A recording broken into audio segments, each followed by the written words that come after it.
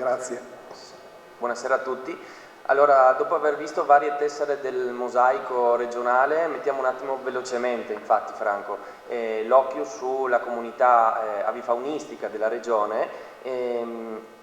partendo però dallo stesso presupposto un po' di tutti quanti, cioè il fatto che la regione Friuli Venezia Giulia è effettivamente uno scrigno di biodiversità e se parliamo di uccelli lo è ancora di più per certi versi.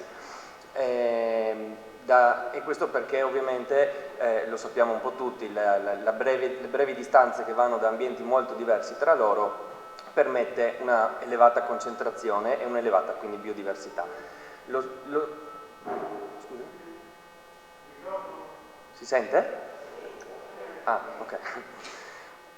Lo sappiamo tutti, però va ribadito brevemente solo quello che è lo scopo principale di una legge come la 42, che è quella, se non altro per quanto riguarda le riserve, ma parzialmente anche per i parchi, la conservazione, oltre alla tutela e al ripristino di vari ambienti. Conservazione che però passa attraverso dei passaggi e delle analisi del territorio, quindi siamo qua un po' anche per analizzare come sta la comunità avifaunistica della regione, partendo da quelli che sono dei concetti base, cioè il fatto che uccelli in particolare sono specie ombrello, cioè la cui tutela comporta appunto la tutela di una più vasta biodiversità. Tutelando una specie tutelo un habitat e tutelando un habitat tutelo una specie se è presente al suo interno. Uno però dei concetti chiave su cui che voglio sottolineare è il fatto che la biodiversità e la tutela della biodiversità è in realtà un interesse collettivo della comunità, cioè non è una cosa che deve fermarsi a livello locale, regionale, e in queste cartine ho tentato di riassumerlo. Immaginate, andiamo ancora oltre a scala, cioè l'Europa che sta nel mondo, è esemplificativo. Quindi passiamo a diciamo, una breve analisi utilizzando dei dati venuti fuori di recente dal progetto Mito 2000, che andava appunto ad analizzare e a censire gli uccelli comuni in Italia, perché non parliamo dei rari che arrivano giù dalla Siberia ogni tanto in Friuli Venezia Giulia, succede anche quello, però sono quelli che vivono ogni giorno, che ci danno un indicatore di come sta l'ambiente che abbiamo attorno. E quindi questi sono diciamo, la font che io ho utilizzato per semplicemente portarvi due piccoli esempi, quindi faccio veramente veloce, due specie di habitat di aree aperte come l'allodola e il calandro che in dati dal 2000 al 2014, in 15 anni di osservazioni di dati,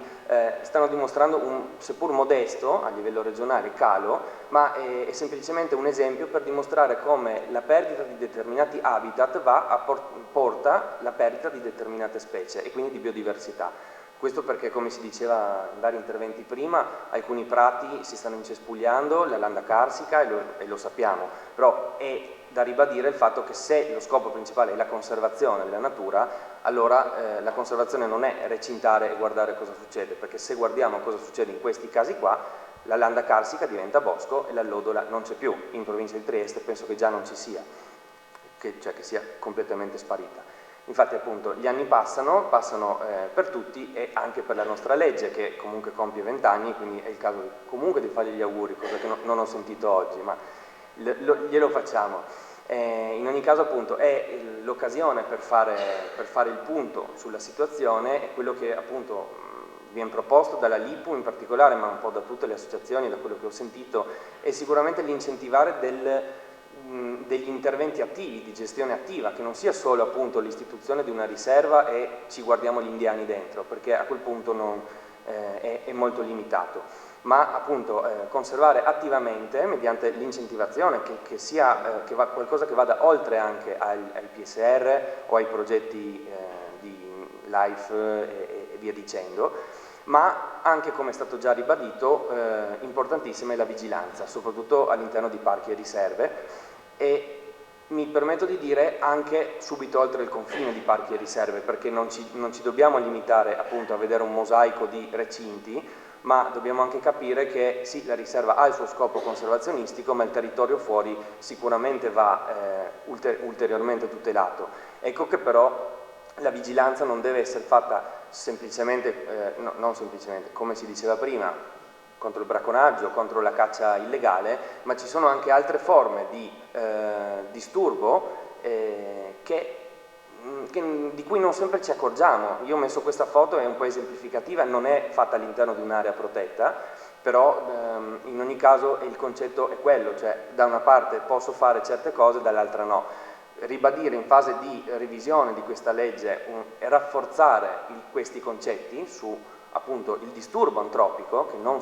di cui appunto non sempre ci si accorge così facilmente, è una cosa molto importante che spero venga rafforzata, venga ribadita ancora di più. Con questo chiudo brevemente, Franco, penso che più veloce di così no.